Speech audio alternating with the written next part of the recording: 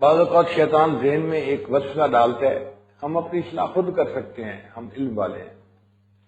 इंसान अपनी इस्लाह खुद नहीं कर सकता, उसको अपनी गलतियां नजर ही नहीं आती। और इसकी दलील क्या है?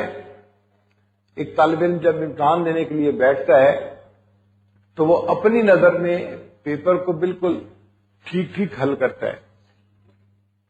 अगर उसको पता हो कि मैं गलती कर रहा हूं तो वो क्यों करेगा गलती? वो तो फर्स्ट आने की ख्वाहिश रखता है, वो तो पास होने की तमन्ना करता है, तो क्यों गलती लिखेगा? अपनी नजर में पूरे पेपर में बिल्कुल ठीक ठीक जवाब लिखता है।